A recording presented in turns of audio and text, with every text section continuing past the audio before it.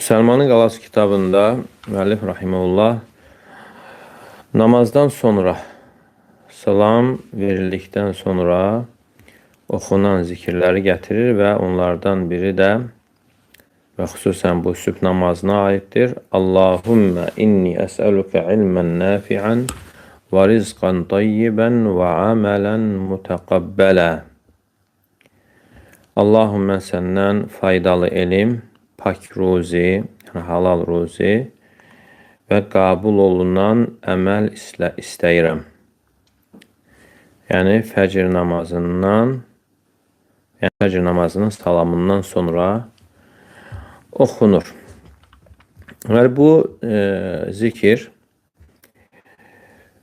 hədisdə gəlir. Ummu Sələmə radiyallahu anhədən Ənə Nəbiyyə sallallahu aleyhi və səlləmə kənə yəqulu İzə sallə əs-subhə xinə yüsəllim. Deyir ki, Peyğəmbər sallallahu aleyhi və səlləm sübh salam verən kimi, salam verdikdən sonra deyərdi, Allahümmə inni əsəlükə ilmən nafi'an və rizqan tayyibən və əmələn mutəqabbələ. Allahım, mən səndən faydalı elm, pak ruzi və qəbul olunan əməl istəyirəm.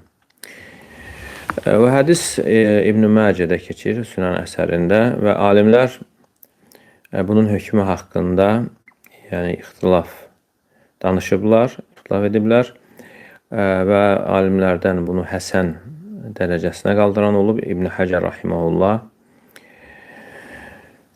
şahidlərinə görə, digər yollarına görə həsən hesab edib və Şeyx Əlbani rahimehullah isə bu hədisi səhihləşdirmişdir. Və alimlərdən zəif girənlər də olub və bu baxımdan əgər hədis əhli bunu əməl olunacaq dərəcəyə qaldırılıbsa və yaxşı olar ki, əməl olunsun. Deməli, burada keçir ki, İzə sallə subhə xinə yüsəllim.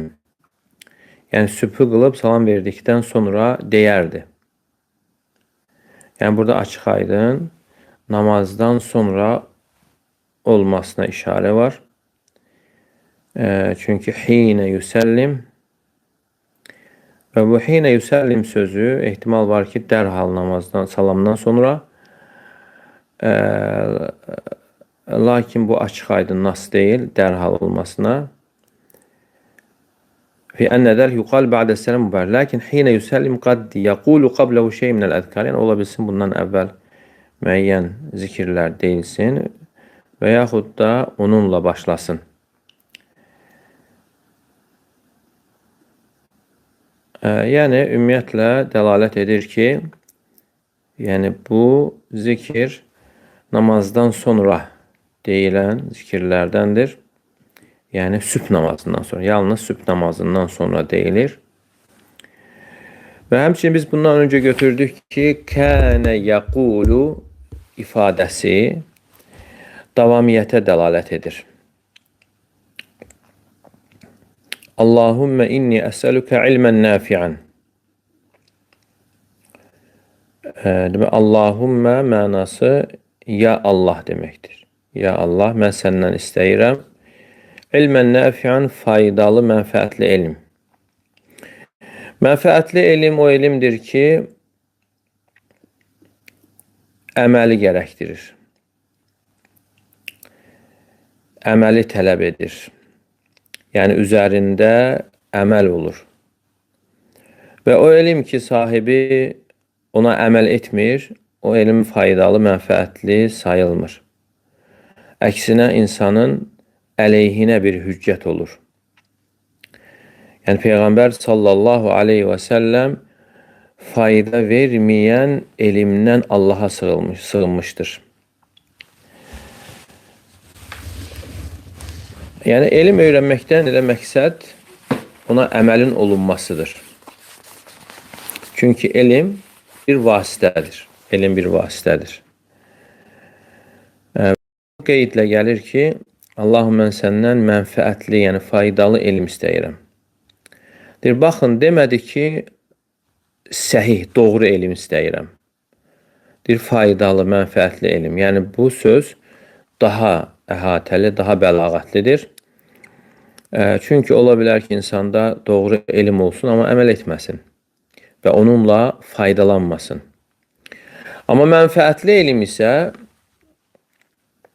mənfəətli olması üçün iki iş olmalıdır. Onlardan birincisi, o elm səhih elm olmalı, doğru elm olmalı.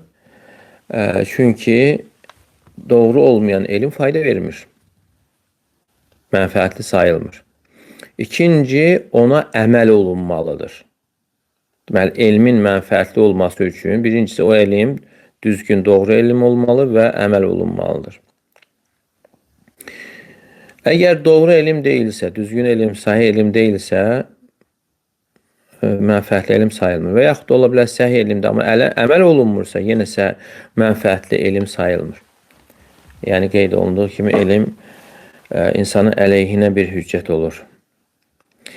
Və bu hədis dəlalət edir ki, elmin faydalı olanı, mənfəətli olanı və mənfəətli olmayanı vardır. Mənfəətli elm o elmdir ki, insanı Allaha və axirət diyarına yaxınlaşdırır. Və o elmdir ki, insana ibadət etdiyini, yəni Allahı tanıtdırır. Və onunla Allahın adları, sifətləri və feilləri bilinir. Və insan bununla Allahın uluhiyyətini, rububiyyətini, ad və sifətlərini bilir. Və həmçinin bu elmlə Allaha çatdıran, Allaha aparan yolu tanıyır. Və bu da Sırat-ı Müstaqimin təfsilatıdır. Və gedəcəyi diyarı tanıyır. Hansı ki, bu üç işdir və bundan başqaları isə buna tabedir. Yəni, necə ki, rəğbətləndirmə, qorxutma, qissələr, xəbərlər, misallar. Və bütün bunlar hamısı əməl etmək, ciddi olmaq, ibadətdə daha çalışmaq üçündür. Ona sövq etmək üçündür. Əgər insan bu üç şeyi bilərsə, artıq onun elmi əsas böyük qaydalar üzərində, əsaslar üzərində kamilləşmişdir.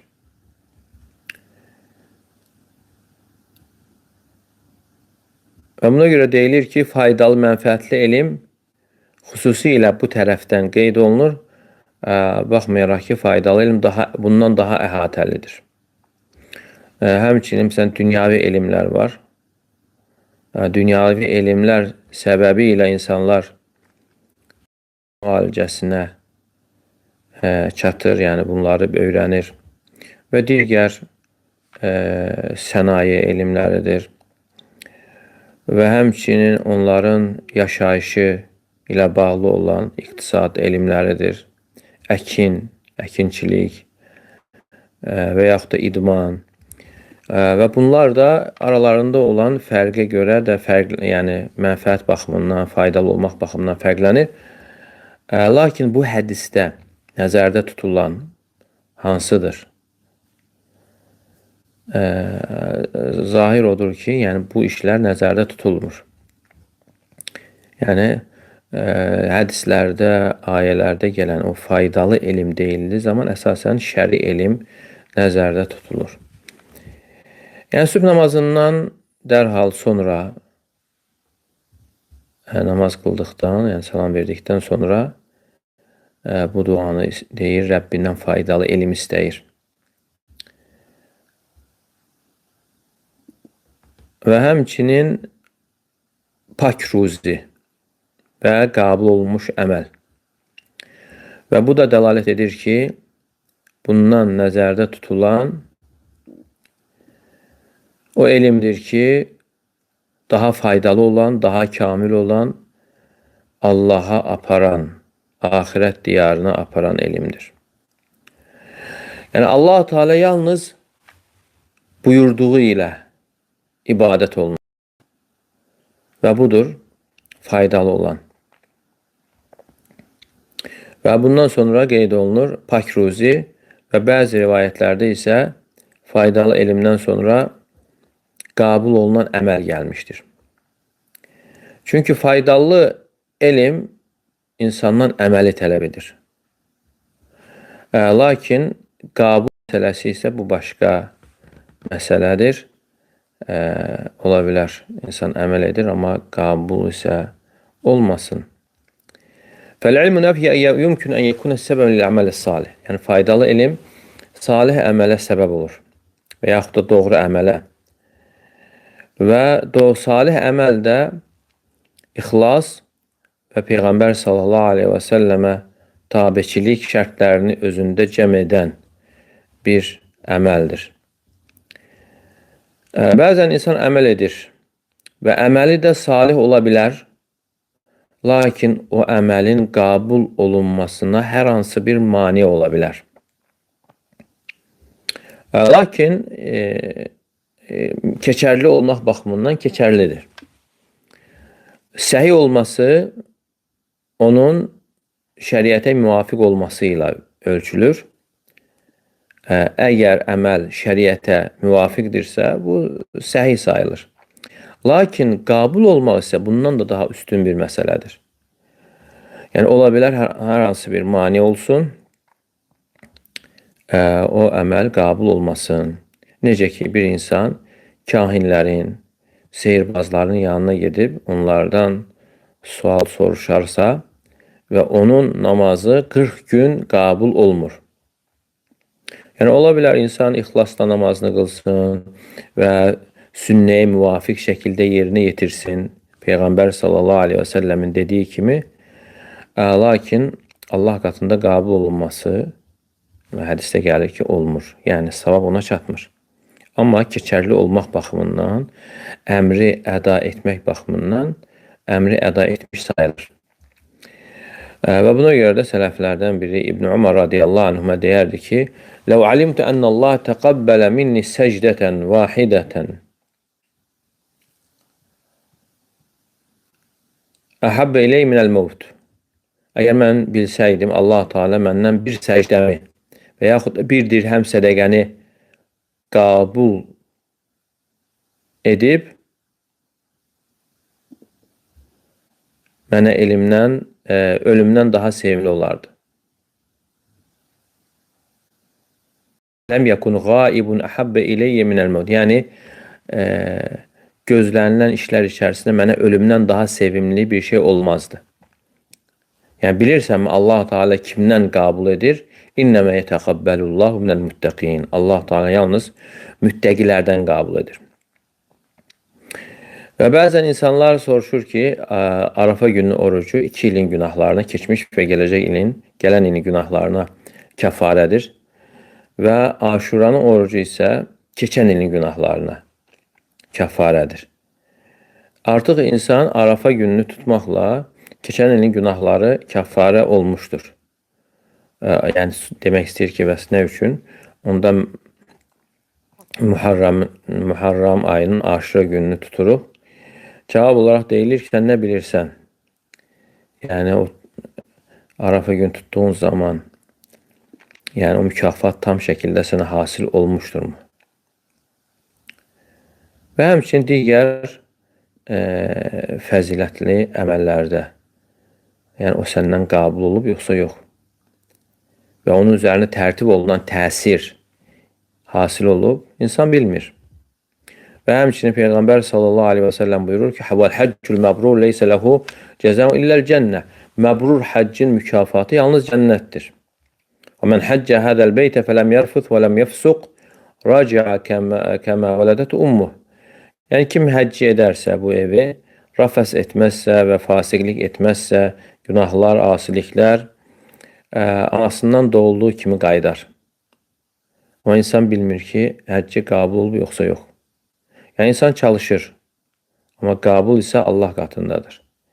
Yəni heç kəs bilə bilməz ki, onun əməli artıq qəbul olmuşdur. İnnəmə yetəqabbəlullahu minəl muttəqin. Çünki Allah Teala buyurur ki, Allah yalnız müttəqilərdən qəbul edir. Və burada da keçir ki, əmələn mütəqabbələ, qəbul olunan əməl istəyirəm. Demədi salih əməl və yaxud da səhi əməl. Amma bəzi rəvayətlərdə salih əməl də qeyd olunub. Lakinnəl qəbul la yekun illə lil-əməl mustəfə li-şuru və ziyadə və zəlik li-umur təqum bi-qalbi sahibihi. Deməli, qəbul olması üçün o şərtlər cəm olmalı və əlavə olaraq insanın qəlbində olan mənalardır və bununla artıq qəbul olur və yaxud da qəbul olmur. Yəni, haram yemək ola bilsin ki, insanın ibadətinin rədd olunmasına, qəbul olmamasına səbəb olsun. Həcc edən insan və yaxud da hədisdə gəlir ki, insan dua edir, onun yediyi haram, içdiyi haram, geyindiyi haram və haramla qidalanıb, necə ondan qəbul olsun. Və yaxud da haram malla həcc edən insan, haram malla həcc etməsi onun qəbul olmasına mane olur. Yəni, baxmayaraq ki, həcc, yəni keçərli olmaq baxımından keçərli olur. Yəni, yenidən o həcci qəza etməsi ondan tələb olunmur. Amma savab ona qalmır, savab çatmır. Və əmələn mütəqabbələ. Salih əməl, hansı ki, o xalis, doğru olandır. Qəbul olan isə mə təhaqqaqa fi zəlik və ziyadə. Yəni, bunların gerçəkləşməsi, həm salih olması, yəni xalis olması və doğru olması və bir də əlavə qeyd olunanlar da, yəni maniyələrdən aradan qalxmalıdır. Əlləzi xalaqal mevtə vəl həyat liyəbluvakum eyyukum əhsənu əmələ. Allah Teala buyurur ki, ölümü və həyatı yaradan Allah hansınızın daha gözəl əməl sahibi olduğunu yoxlamaq üçün yaratmışdır. Fudayl ibn İyad rahimehullah deyir ki, bu ayə haqqında eyyukum əhsənu əmələ, sizin hansınızın daha gözəl əməl sahibi olması. Əxlasu və asvabu, yəni o xalis olan və doğru olandır. Və Allah Teala buyurur ki, "Mən kana yarju liqa'a rabbi fely'amal amalan salihan." Yəni kim Rəbbi ilə görüşəcəyinə ümid bəsləyirsə, salih əməl etsin. Salih əməl etsin və bu tabiçiliyi özündə əhatə edir. "Və la yushrik bi ibadati rabbi ahada." Və Rəbbinə olan ibadətində isə heç kəs ona şərik qoşmasın və bu hissəsi isə tövhidə və ixlasa dəlalət edir. Və Fudayl ibn İyad rahimehullah deyirlər ki, ey Əbu Ali, xalis olan və doğru olan nədir? Deyir ki, əgər əməl xalis olarsa, təmiz olarsa, Allah üçün olarsa və doğru olmazsa qəbul olmaz. Və əgər doğru olarsa, yəni sünnəyə müvafiq olarsa, lakin xalis olmazsa, yenə qəbul olmaz. Xalis və doğru olmadıqca, yəni əməl xalis və doğru olmadıqca, doğru da yəni sünnə üzərində olmasıdır. Qəbul olmaz. Və rizqan tayyibə və halal ruzi, pak ruzi. Ona görə alimlər burada pak sözünü yəni halal olaraq təfsir vermişlər. Və şək yoxdur ki, bu da qəbul olmağın səbəblərindəndir və bunlar da bir-birini gərəkdirir. Və buna görə də kimsə deyə bilər ki, "İzə kənə min muqtadayat l-qəbul fimədə ləm yuqaddəm rizq." Əgər yəni halal ruzi əməlin qəbul olma səbəblərindəndirsə, nə üçün halal ruzi qəbul olunan əməldən öndə və elmdən, faydalı elmdən öndə gəlmədi.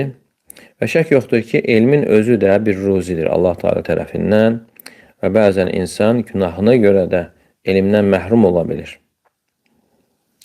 Şəkavtu ilə vakiyin su'a hifzi. Necə ki, bu şeir İmam Şafi rahimehullahdan məşhurdur. Mən vakiyə hafizəmin zəifliyindən şikayətləndim. Fərşədən ilə tərkil məasi. O məni günahları tərk etməyə yönəltdi. Və axbarani bi ennəl ilmə nurun. Mənə xəbər verdi ki, elm bir nurdur. Və nurullahi la yuhdə lil-asi.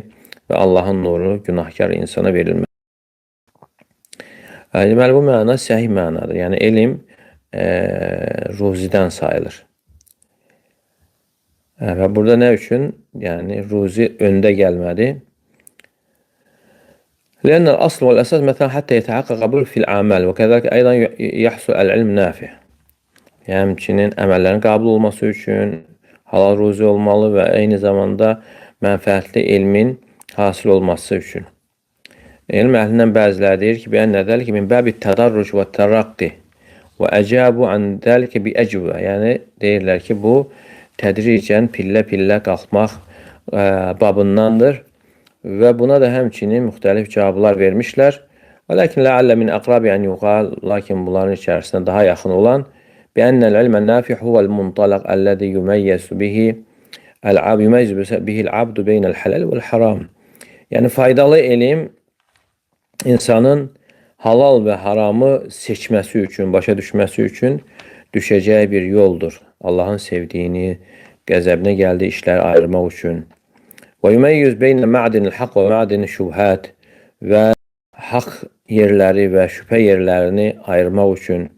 Fəyəti bil əməl alə vəcil məşru'u sahih və bununla insan elm sayəsində bir əməli, doğru əməli düzgün formada yerinə yetirir. Və bunun üçün də mütləq elm lazımdır. Və buna görə birinci elm gəlmişdir.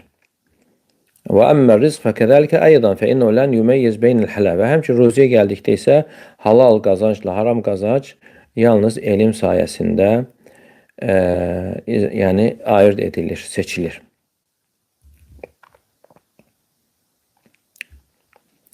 Və ona görə elm olmadığı zaman insanlar əməllərində, işlərində və yaxud da ticarətlərində yəni bir çox xətalara yol verilir.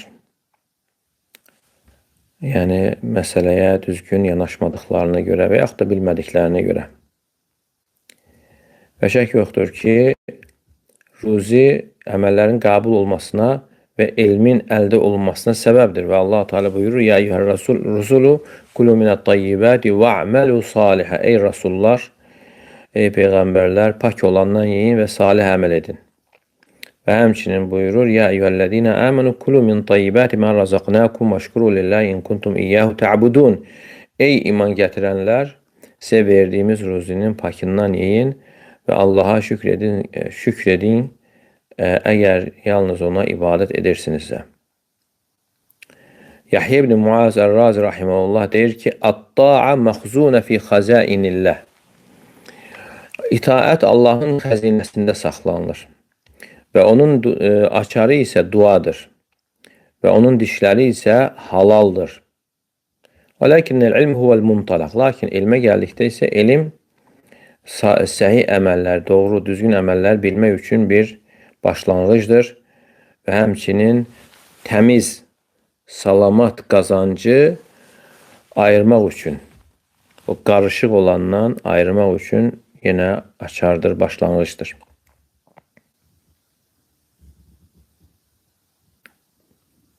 Və həmçinin deyə bilərik ki, elmlə başlanması bu duada, yəni bu hikmət vardır. Yəni, doğru olanla səhv olanı seçmək, halalla haramı seçməsi üçün. Çünki insanda bəsirət olduğu zaman zərər verənlə zərər verməyəni, sağlam əməllə fasid əməli seçə bilir. Və belə olarsa artıq Allah Teala'nın dediyi kimsələrdən olmur. Dallə sa'yuhum fil həyatid dunya və hum yəhsəbunə ennəhum yuhsinunə sun'a. Yəni, onların dünyadakı səyi də yoxa çıxmışdır, boşa çıxmışdır və onlar isə özlərinin yaxşı iş gördüklərini sanırlar. Yəni, baxın, bu dua sübh namazından sonra edilir, deyilir və insanın günün əvvəli bununla başlanır. Və bu, axşam namazında deyilmir. Çünki insan günün əvvəlində yeni bir günü qarşılayır və orada əməllər edəcək. Yəni, yeni bir gündür və insanın o gündə Allahdan qorxmağa ehtiyacı var və elə bir yeni doğulmuşdur və halı da razı qalınan bir halda olmalı, itaat üzərində, istiqamə üzərində, doğruluq üzərində. Yəni, məsələ insanın sadəcə əməl etməsi deyildir və bundan sonra etdiyi əməl rədd olunsun.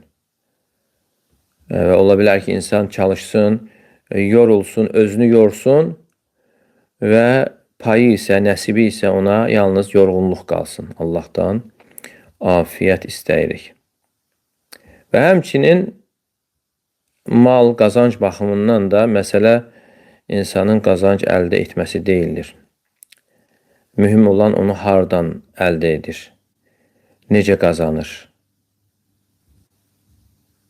Eyyuhən-nəs, Peyğəmbər sallallahu aleyhi və səlləm buyurur ki, ey insanlar, ittəqullah, Allahdan qorxun və əcmilu fit-tələb, yəni ruzini gözəl şəkildə axtarın. Fə innə nəfsən lən təmutə həttə təstəvfiyə rizqaha. Və bilin ki, bir kəs ruzisi tamamlanmadıqca ölməyəcəkdir.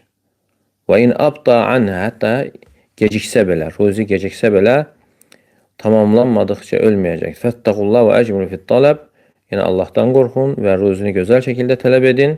Xudu mə həllə və də'u mə harum, və halal olanı götürün və haramı isə tərk edin. Və buna görə insanın bütün hallarında təqva üzərində olmasına ehtiyacı vardır. Və həmçinin qazandığı zaman təqva üzərində olmasına və dünya malına, halal haramına baxmadan həris olmamalı. Yəni dünya onun insanın ən böyük dərdinə çevrilməməli. Yəni insan gününün əvvəlini başlayır və məqsədini qoyur.